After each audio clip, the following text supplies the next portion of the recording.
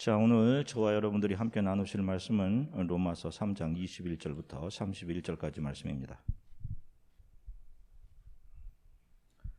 로마서 3장 21절부터 31절까지 말씀, 한 목소리로 하나님의 말씀을 같이 읽으시겠습니다. 그러나 이제는 율법과 별개로 하나님의 의가 나타났습니다. 이것은 율법과 예언자들이 증거한 것입니다. 하나님의 의는 예수 그리스도를 믿는 믿음으로 인해 믿는 모든 사람에게 주어집니다. 거기에는 차별이 없습니다. 모든 사람이 죄를 지었으므로 하나님의 영광에 이르지 못합니다. 그러나 그리스도 예수 안에 있는 구속으로 인해 하나님의 은혜로 값없이 의롭다는 인정을 받습니다. 하나님께서는 이 예수를 속죄 제물로 내어주셨습니다. 의롭게 되는 것은 예수의 피를 믿음으로써 이루어집니다. 이는 하나님께서 오래 참으시는 가운데 과거에 지은 죄를 관가하심으로 그분의 의를 나타내시기 위함입니다. 지금 이때에 하나님께서 그분의 의를 나타내실 것은 자신이 의로우시며 또한 예수 믿는 사람들을 의롭다고 인정하시는 분이심을 나타내시기 위함입니다. 그렇다면 자랑할 것이 어디 있습니까? 전혀 없습니다. 어떤 법으로입니까? 행위로입니까? 아닙니다. 오직 믿음의 법으로입니다. 우리는 사람이 율법의 행위와 상관없이 믿음으로 의롭다는 인정을 받는다고 생각합니다.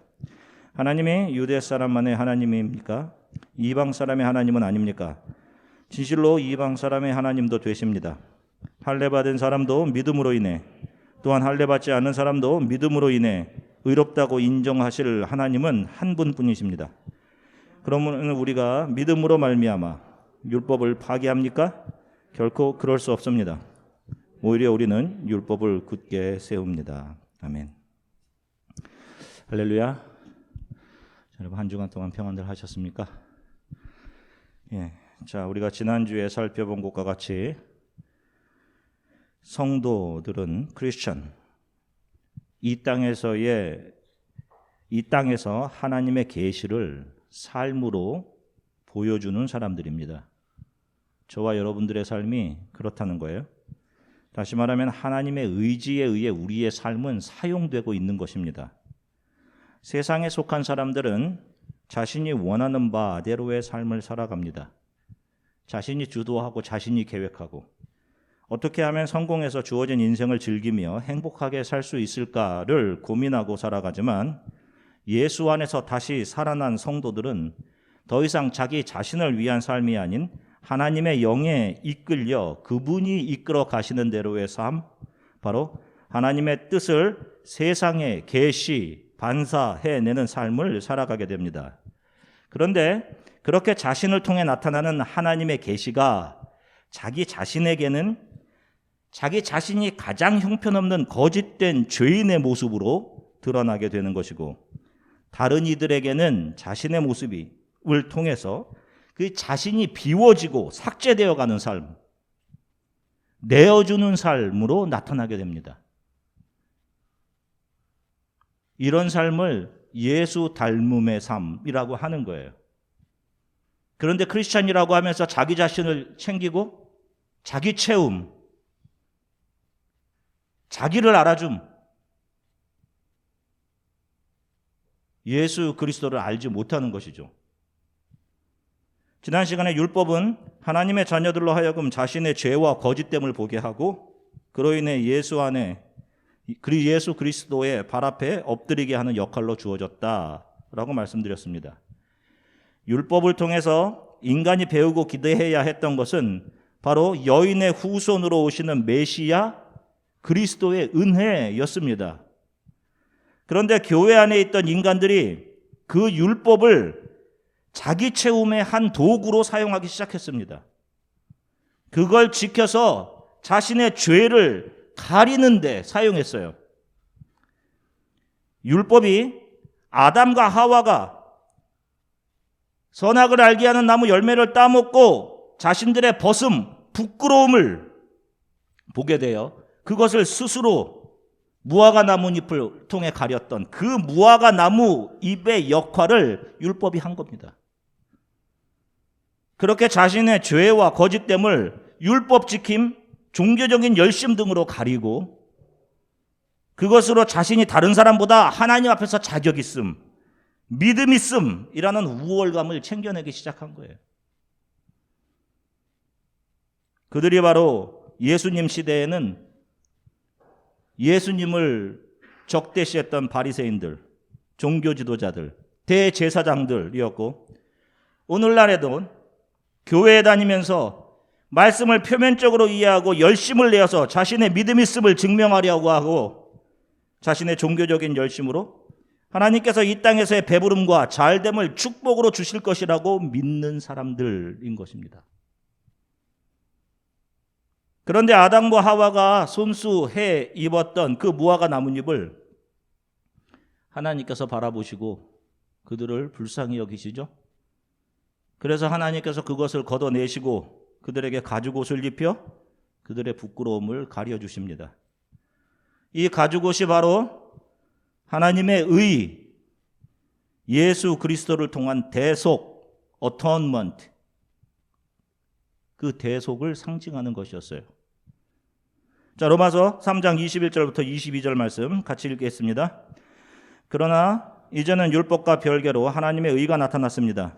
이것은 율법과 예언자들이 증거한 것입니다.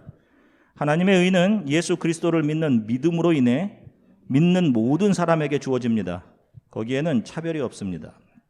아멘. 자, 보시면 율법과는 별개로 다른 하나님의 의가 나타났다라고 이야기합니다. 그 하나님의 의는 예수 그리스도를 믿는 믿음을 통로로 해서 그 대상자들에게 입혀지게 된다라고 이야기합니다. 자, 이렇게 하나님으로부터 선물로 주어지게 되는 하나님의 의는 예수 그리스도를 믿는 믿음으로 주어지는 것이기 때문에 인간들의 열심이나 성숙의 정도나 깊이 등에 따른 차별이 없습니다라고 말씀하고 있는 겁니다. 선물의 의미가 그런 것이죠. 내놓은 결과나 자격이나 됨됨이에 따라 다르게 주는 것은 선물이 아니라 보상이라고 하고, 차별 없이 대가 없이 주는 것을 선물이라고 하는데, 성경은 죄를 용서하시고 하나님의 자녀 삼아 주심의 은혜가 바로 하나님으로부터 그의 자녀들에게 선물로 주어지는 것이다 라고 분명하게 말씀하고 있는 겁니다. 자, 로마서 3장 23절부터 34절 말씀 같이 읽겠습니다. 모든 사람이 죄를 지었으므로 하나님의 영광에 이르지 못합니다. 그러나 그리스도 예수 안에 있는 구속으로 인해 하나님의 은혜로 값없이 의롭다는 인정을 받습니다. 아멘. 자, 보세요. 성경은 모든 사람이 죄를 범하였다라고 합니다. 그 말은 모든 사람들이 하나님 없이 죽은 상태가 되었다라는 의미예요. 스스로는 살아있다라고 생각하지만, 바리새인들처럼 스스로는 잘 보고 있다라고 생각하지만, 다 알고 있다라고 생각하는데 영원한 죽음으로 가는 죽은 존재들이다라는 거예요. 예수님께서 그러시지 않습니까? 너희들이 속용되었다라고 하면 너희 죄가 없었을 텐데 잘 보고 있다고 하니 너희 죄가 그대로 있다. 죽은 자들이다 라고 하시지 않습니까? 자, 그 상태에서는 하나님의 생명력, 네페시 하야로 창조되지 않았습니까? 네페시 하야, 리빙 비잉, 살아있는 존재. 그런데 죄를 짓자 네페시 하야에서 살아있는 하나님의 영이 떠나버리죠. 네페시가 되어버립니다. 하나님의 영이 떠나 있기 때문에 하나님을 알 수가 없는 거예요. 그것을 바울은 하나님의 영광에 이르지 못한다라고 하는 겁니다. 하나님을 알 수도 없는 상태. 그들은 하나님의 성품과 능력과 하나님 되심에 관한 모든 것을 알아볼 수도 없을 뿐만 아니라 인정하려고 하지 않습니다. 왜? 자기 자신이 하나님 되어 있기 때문에. 하나님 자리에 올라가서. 그런데 그중 어떤 사람들에게 구속, 리뎀션, 구속의 은혜가 임합니다. 구속이라는 것은 노예로, 포로로 잡혀있는 무력한 사람들을 자유롭게 풀어주기 위해서 어떤 사람이 그 몸값을 지불하고 그 묶임의 자리에서 풀어내는 것을 말합니다. 길에 버려진 강아지들을 쉘터에 보관하다가 일정 시간이 지나면 그 강아지들을 자연사를 시킵니다. 그 죽기 직전에 강아지들을 불쌍하게 여겨서 입양하기 위해서 그 쉘터에 오는 사람들이 있어요. 저도 TV를 통해 본 적이 있는데 그 안에 있는 강아지들은 자신이 죽게 된다는 사실을 모른 채 그 죽기 직전에 새로운 주인에게 선택되어 새로운 삶을 살게 되죠. 자기가 죽을지도 모르고 그렇게 새로운 주인을 만나게 된 그 강아지는 어떤 자격이 있어서 그렇게 선택이 된 것이 아닙니다. 불쌍히 여기는 마음을 가지고 다가와준 주인에게 그냥 조건 없이 선택되어서 죽음에서 구원을 받게 된 겁니다. 저와 여러분들이 하나님께로부터 받은 구원이 이와 같습니다. 그런데 이렇게 구원받은 사람들에게 내가 구원받았다라는 사실이 은혜로 받아들여지는 데에는 상당한 시간이 걸려요. 왜? 무엇 때문에? 왜 나를 구원해 주셨는지, 도대체 내가 어떤 자격이 있어서 하나님께서 나를 위해 그렇게 해주셨는지 오랜 시간을 고민하면서 그것을 알아가는 과정을 겪게 됩니다. 복음으로 선포되는 말씀을 듣고 말씀을 읽기도 하고 기도하면서 그런 과정을 겪어가면서 하나님의 은혜를 조금씩 알아가게 돼요.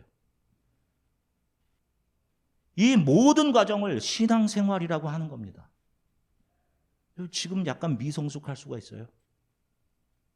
우리의 자녀들이 하나님 말씀을 제대로 알아들을까? 그 상태도 신앙생활 안에 다 포함되어 있는 거예요. 우리로서는 할 수 없지만 하나님께서 하시는 겁니다. 하나님의 말씀을 이해하고 하나님을 알아가게 하시고, 그리고 인생의 어느 시점에서 반드시 예수 그리스도의 발 앞에 엎드려 모든 것이 받을 자격 없는 저에게 주어진 은혜였군요. 이 고백을 하게 하셔요. 자, 계속해서 로마서 3장 27절부터 28절까지 말씀 같이 읽으시겠습니다. 그렇다면 자랑할 것이 어디 있습니까? 전혀 없습니다. 어떤 법으로입니까? 행위로입니까? 아닙니다. 오직 믿음의 법으로입니다. 우리는 사람이 율법의 행위와 상관없이 믿음으로 의롭다는 인정을 받는다고 생각합니다. 아멘. 자, 보세요. 우리가 하나님 앞에 의롭다고 인정을 받는 것은 율법을 지킴을 통해서가 아니에요. 됨됨이 열심히 나와서 기도하고 열심히 잘한 그런 행위들 아니에요. 믿음입니다. 자, 그런데 원래 믿음의 주인은 누구입니까? 히브리서 12장 2절 말씀 같이 읽으시겠습니다. 믿음의 창시자요 완성자신 예수를 바라봅시다. 아멘. 보세요. 믿음은 원래 누구로부터 오는 거예요? 예수 그리스도. 그리고 그 믿음을 완성시키는 분도 누구십니까? 예수 그리스도라고 말해요. 우리 인간은, 저와 여러분들은 하나님을 향한 믿음을 만들어낼 수 없는 존재들입니다. 여러분 다 아시잖아요. 여러분 크리스찬이라면 매일 하나님께서 드러내시는 그 여러분들 안에 있는 거짓됨 여러분 매일 보시잖아요. 그게 매일 계시되지 않습니까? 계시되잖아요. 여러분들에게 너 이런 존재야. 하나님의 믿음이 저와 여러분들에게 주어진 바 된 겁니다. 자, 그런데 우리가 믿는다라고 할 때 이 믿는다의 단어는 라틴어로 크레도입니다. 앞에 보시면 우리가 사도신경을 외울 때도 사도신경의 맨 처음이 I believe로 시작해요. 크레도. 그런데 이 단어는 코르도라는 단어에서 온 건데, 코르도라는 단어는 코르, 심장, 도, 바치다. 나의 마음, 나의 심장을 내어준다라는 의미를 가져요. 하나님의 믿음이 저와 여러분들에게 부어진 바, 하나님의 믿음이 저와 여러분들에게 주어졌다는 것은 하나님의 심장이 저와 여러분들에게 주어졌다는 의미입니다.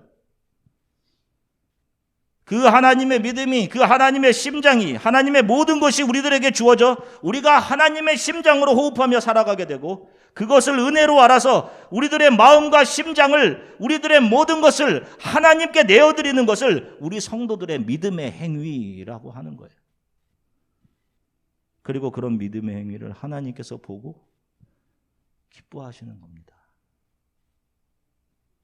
너가 내 자녀구나 라고 하시는 거죠.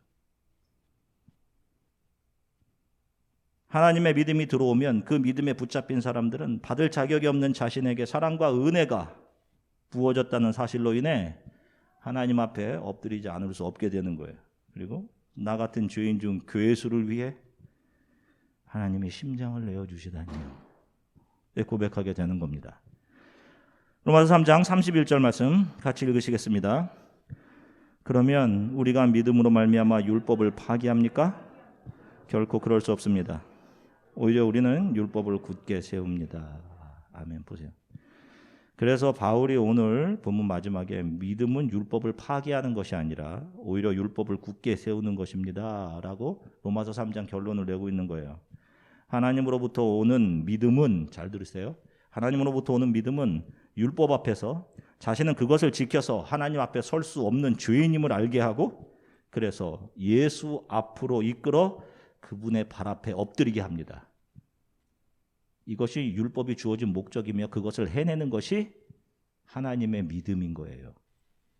그래서 믿음은 율법이 주어진 목적을 굳게 세운다라고 바울이 지금 이야기하고 있는 것입니다. 그런데 다른 사람들은 어떻게 얘기해요? 율법을 표면적으로 아는 사람들은 율법을 잘 지켜야지,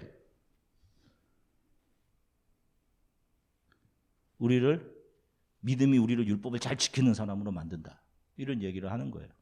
표면적으로 이해하는 사람들은. 예수님 당시 종교 지도자들, 그들이 그랬죠. 우리들은 그것을 잘 지켜서 하나님을 기쁘시게 해드리겠다, 열심을 내어서 하나님을 기쁘시게 해드리겠다, 이것이 믿음이다라고 하니까 예수께서는 그들에게 그런 것은 믿음이 아니다, 그것이 하나님을 속이는 위선이다라고 하신 겁니다. 빌립보서 1장 8절 말씀 같이 읽으시겠습니다. 내가 예수 그리스도의 심장으로 너희 무리를 얼마나 사모하는지 하나님이 내 증인이시니라. 아멘. 자, 보세요. 바울이 자신이 받은 예수 그리스도의 심장으로 빌립보 교회에 속한 너희들을 내가 사랑한다라고 이야기하죠. 이렇게 예수 그리스도로부터 그분의 심장을 받아 다시 살아난 이들이 자신을 살린 그 소중한 예수 그리스도의 심장으로 다른 이들을 섬기고 사랑하는 것을 믿음의 행위라고 하는 거예요. 이거 야고보서에서 이 얘기를 하는 겁니다, 여러분. 계속해서. 이들이 자신이 내놓은 일들을 자랑할 수 있겠어요?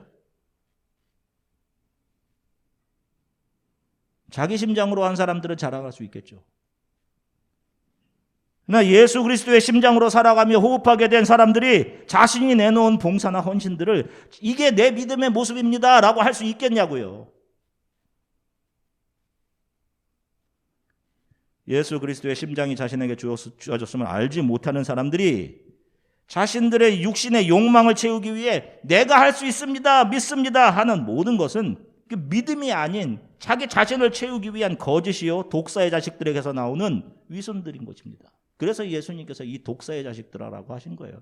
사탄의 자녀들아라고 하신 거죠. 그런 건 믿음이 될 수 없는 썩어질 세상의 것들을 가지기 위한 욕망일 뿐인 거죠. 고쳐주실 것을 믿으세요. 주실 걸 믿으세요. 이게 성경이 말하는 믿음입니까? 저를 키워주신 목사님, 제게 세례를 주신 목사님 성함이 박원섭 목사님이십니다. 지금은 못 돌아가셨죠. 80평생 힘든 목회를 감당하시고 은퇴하셨는데, 그런데 은퇴 후에 암에 걸리셨음을 알게 됐어요. 말기암으로 진행되어 있었습니다. 그것을 알게 된 교인들이 같이 힘을 모아서 목사님을 위해 기도하기 시작했어요. 80평생 목회를 그렇게 헌신적으로 하셨는데 좀 하나님이 고쳐주실 만도 하잖아요. 목사님께서 그 암으로 힘들어 하시면서 요양원에 계실 때 제가 찾아가서 만나 뵈었는데, 목사님 얼굴이 천사 같으셨어요. 뭐 살은 많이 이렇게 좀 빠지셨는데 그래서 같이 갔던 집사님이 목사님 저희들이 기도하고 있으니 하나님께서 낫게 해주실 겁니다 라고 했더니 목사님께서 아멘 낫게 해주실 것을 믿습니다 라는 대답이 아닌 주신 것도 하나님이시고 가져가시는 분도 하나님이신데 저를 통해 하나님의 영광만 드러나기 원합니다. 저는 지금 모든 게 감사할 뿐입니다. 이런 말씀을 하셨어요. 그때 저는 이걸 잘 이해하기 어려웠습니다. 목사님은 자격이 있는 것 같은데 이렇게 80평생 자신을 다 희생하시고 그런 하나님의 종으로 사셨는데 목사님 자격이 있는 것 같은데 근데 이제는 목사님을 이해합니다. 결국 그 박원선 목사님은 그 병 그대로 가지신 상태에서 마지막 눈을 감으시면서 스테반 집사님이 하셨던 것과 똑같은 말씀을 하시면서 하늘문이 열린다 라고 하시면서 하나님 품에 안기셨습니다. 자신은 죽어가며 예수의 심장으로 사신 목사님이셨죠. 자신은 죽고 예수의 심장으로 살아가는 사람들은 하나님이 자신에게 행하시는 모든 것에 동의하며 살아갑니다. 높은 곳에 두시든 낮은 곳에 두시든 어느 곳에 놓으시든 어떤 환경을 주시든 그것에 동의하며 감사합니다 하나님. 그런데 자신의 심장으로 숨쉬며 스스로 살아있다라고 여기는 사람들은 자신에게 이해가 되지 않는 하나님의 행사를 못마땅하게 생각합니다. 내가 이렇게 했는데 이게 뭡니까? 받아들일 수 없는 거예요. 불만하죠. 모든 것들이 자신이 원하는 대로 되어야 하고 늘 자기 중심적이고 늘 자기가 옳고 자기가 주인공이 되어야 한다는 그런 생각은 선악과를 따먹은 죄악된 아담들로부터 나오는 거짓된 죄들인 거예요. 여러분. 그런 것이 드러났을 때 이게 나군요 하고 예수 앞에 엎드려야지 자꾸 다른 것으로 나를 가리면서 다른 사람들을 폄하하려고 하고 내가 좀 이거 괜찮은 무화과 입었는데 당신은 뭐 그딴 거 입고 있어. 결국 무화과 나뭇잎 자랑들이에요. 서로들. 다 벗고 있는데.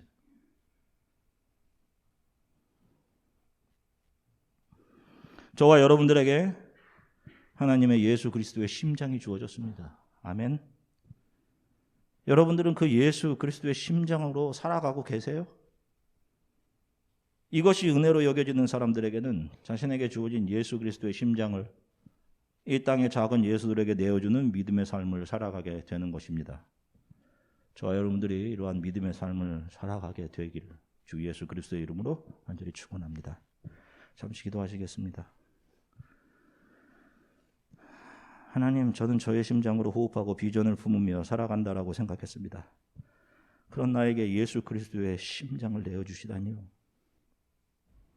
하나님의 믿음이 저에게 임했습니다. 저는 하나님을 믿을,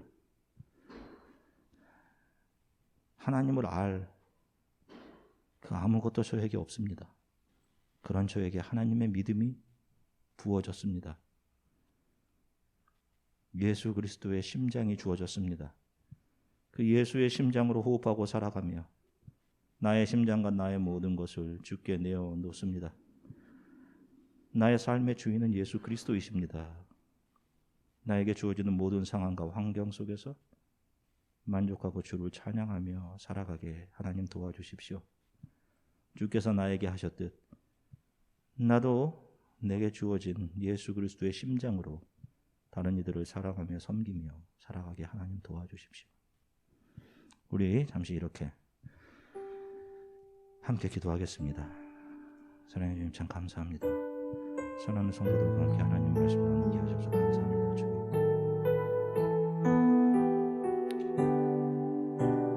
내가 이룬 것으로 나의 것으로 나는 자격이 있고 나의 심장으로 호흡하고 꿈을 꾸며 살아간다라고 생각했습니다.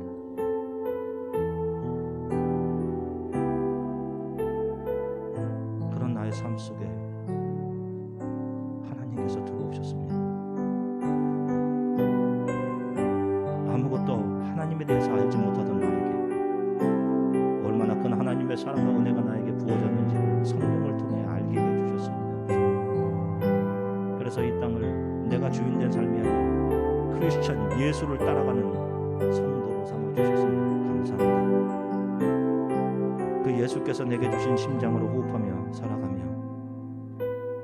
그 예수 그리스도의 심장으로 다른 이들을 사랑하고 다른 이들이 예수 그리스도를 보게 될 수 있도록 나를 내어주는 삶을 살아가게 하나님 도와주십시오.